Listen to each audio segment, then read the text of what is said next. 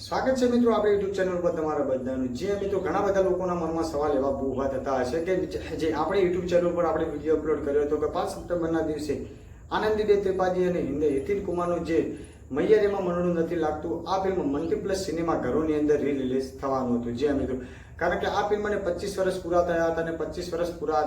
થયા હતા એની ખુશીની અંદર હિતિન કુમારે નક્કી કર્યું હતું, એનાઉન્સમેન્ટ કરી નાખ્યું હતું કે આ ફિલ્મને આપણે 5 સપ્ટેમ્બરના દિવસે મલ્ટીપ્લેક્સ સિનેમા ઘરોની અંદર આ ફિલ્મ રિલીઝ કરીશું। જી મિત્રો, તો આ ફિલ્મની રિલીઝની તારીખ બદલી નાખવામાં આવી છે અને આ ફિલ્મ કઈ તારીખે પાછું રિલીઝ મલ્ટીપ્લેક્સ સિનેમા ઘરોની અંદર થવાનું છે એના વિશે ચર્ચા કરવાની છે મિત્રો। તો વાત કરીએ હિતિન કુમાર અને આનંદીબેન ત્રિપાઠીનું મૈયર એમાં મનનું નથી લાગતું 5 સપ્ટેમ્બરના દિવસે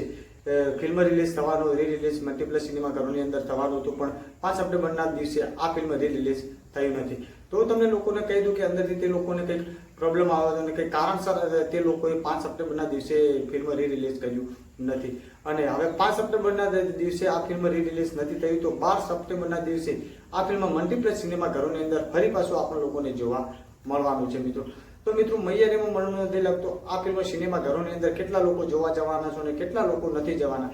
એ મિત્રો મને કોમેન્ટ કરીને જરૂર બતાવજો ને અમારો વિડીયો કેવો લાગે છે એ પણ મિત્રો મને કોમેન્ટ કરીને જરૂર બતાવજો અને અમારી ચેનલ પર નવા હોય તો મિત્રો અમારી ચેનલને સબસ્ક્રાઇબ કરી નાખજો। જય હિન્દ, જય ભારત।